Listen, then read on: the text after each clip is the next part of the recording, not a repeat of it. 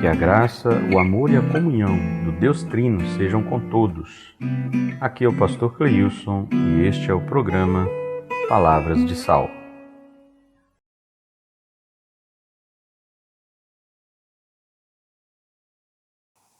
Qual é o pecado para a morte a que João se refere na sua primeira carta, capítulo 5, versículo 16? Ele diz assim: se alguém vir a seu irmão cometer pecado não para a morte, pedirá, e Deus lhe dará vida aos que não pecam para a morte. Há pecado para a morte, e por esse não digo que rogue. Para nós compreendermos este versículo, precisamos voltar alguns versículos antes.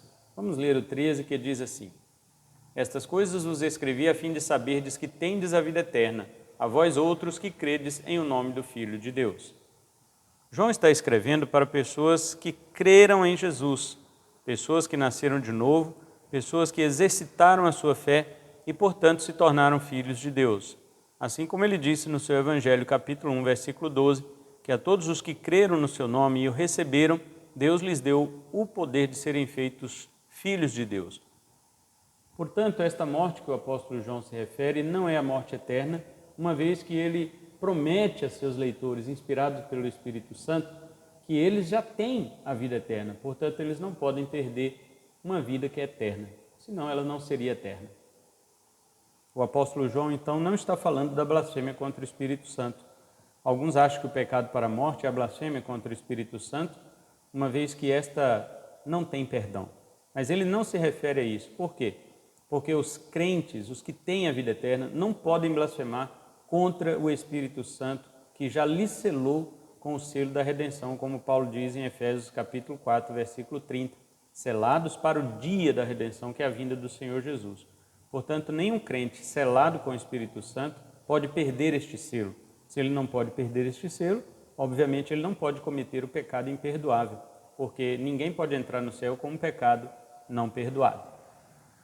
Então já descobrimos que João não se refere à morte eterna. A que tipo de morte então ele se refere? Só restam mais duas a nós analisarmos, que seria a morte espiritual e a morte física. Com relação à morte espiritual também não pode ser, porque aqui no versículo 16 ele diz que há pecado que não é para a morte, mas a morte espiritual todos os pecados levam. Então não pode estar falando ele aqui de uma morte espiritual. Porque o que é morte espiritual? É a separação da comunhão com Deus. Então, quando alguém peca, qualquer tipo de pecado leva esta pessoa à separação da comunhão com Deus, sendo necessário, conforme ele diz no capítulo 1, versículo 9, confessar os pecados para que ela volte a ter essa comunhão novamente com Deus que foi desligada pelo pecado cometido. O apóstolo João, portanto, está falando de morte física, é a única alternativa que nos resta. Mas o que é um pecado que leva para a morte física? Para isso, nós podemos recorrer a um exemplo que o apóstolo Paulo deu na primeira carta aos Coríntios. No capítulo 11, versículo 29, ele diz: pois quem come e bebe sem discernir o corpo, come e bebe juízo para si. Eis a razão porque há entre vós muitos fracos e doentes, e não poucos que dormem. Dormir aqui é uma figura de linguagem, um eufemismo para a morte física. Muitas pessoas em Corinto estavam morrendo fisicamente por tomarem a ceia do Senhor sem discernimento.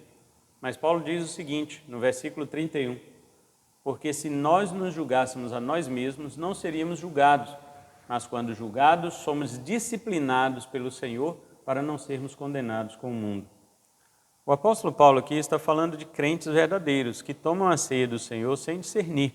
Neste caso, essas pessoas podem ser punidas com a fraqueza, com doença física ou com a morte física, conforme nós lemos. Mas estas pessoas, quando são punidas desta maneira, elas não são condenadas à morte eterna. Elas morrem apenas fisicamente. Veja o que ele diz no versículo 32. Mas quando julgados, somos disciplinados pelo Senhor para não sermos condenados com o mundo. Muitas pessoas morrem fisicamente para que Deus não venha condená-las juntamente com o mundo no dia do juízo. Então, este é um exemplo que nós temos na Bíblia de pecado para a morte, pelos quais o apóstolo João diz que não devemos orar. Pessoalmente, eu tenho para mim que Ananias e Safira cometeram também um pecado para a morte. Todos nós já conhecemos a sua história, que está relatada em Atos capítulo 5. Eles mentiram ao Espírito Santo. Veja bem, eles não blasfemaram contra o Espírito Santo. Eles mentiram ao Espírito Santo, conforme o apóstolo Pedro diz, aqui no capítulo 5, versículo 3. Por que encheu Satanás teu coração para que mentisses ao Espírito Santo? Ele não estava blasfemando, cometendo pecado imperdoável, mas estava cometendo um pecado para a morte. Tanto é que depois da repreensão do apóstolo Pedro verbalmente, aquele homem caiu morto dentro da congregação e foi sepultado pelos jovens.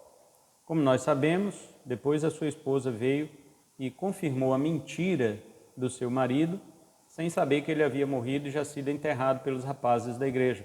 Então ela, confirmando a mentira, morreu também e foi sepultada. Assim veio o temor do Senhor para aquela igreja.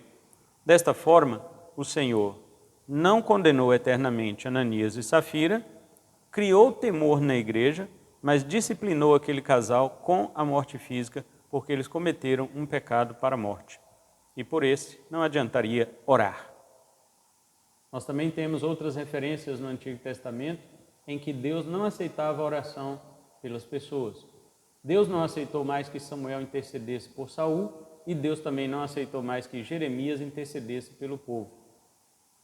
Obviamente que o propósito de Deus era fazer com que o povo fosse levado para o cativeiro como um ato de disciplina de Deus e não de julgamento. É diferente a disciplina e o julgamento. A disciplina é parte da correção que o pai faz para com seu filho. E o julgamento é aquilo que o juiz faz para com o réu. Deus não nos julgará, pois já fomos julgados em Cristo. Deus pode nos disciplinar, inclusive com a morte. E quando Deus nos disciplina com a morte física, o pecado pelo qual nós caminhamos para a morte, por ele não deve se orar. É isto que o apóstolo João está dizendo.